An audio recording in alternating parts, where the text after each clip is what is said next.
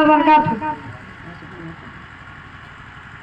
الحمدللہ والصلاة والسلام علی رسول اللہ، اما بعد، اعوذ باللہ من الشیطان الرجیم، بسم اللہ الرحمن الرحیم، ومن شر حاسد اذا حسد، وقال النبی صلی اللہ علیہ وسلم لا تحاسدوا ولا تباغضوا ولا تقاطعوا وكونوا عباد اللہ اخوانا، رواه البخاری۔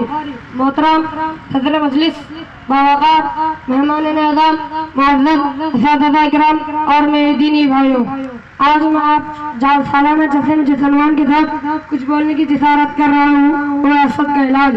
تو آئیے ہم سب حسد کسی کہتے ہیں جان لیتے ہیں۔ حسد کہتے ہیں کسی پر انعام اور اس کی اچھی حالت کو دیکھ کر جلنا اور آرزو کرنا کہ نعمت اس سے چھن جائے، مجھے حاصل ہو جائے۔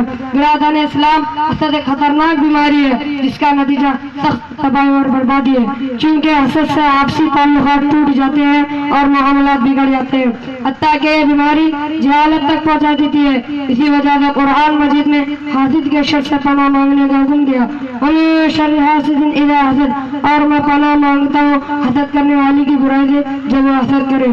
اور اللہ کے رسول صلی اللہ علیہ وسلم نے بھی بہت خطرناک بیماری کے خلاف بہت ٹھوس اور موقف اختیار کیا ہے۔ لا تحاسدوا، کہ تم ایک دوسرے سے حسد نہ کرو، ولا تدابروا، کسی کی پیٹھ پیچھے برائی نہ کرو، ولا تباغضوا، ایک دوسرے سے بغض اور نفرت نہ کرو، وکونوا عباد اللہ اخوانا، اللہ کے بندوں آپس میں بھائی بن جاؤ۔ صحیح بخاری 6064۔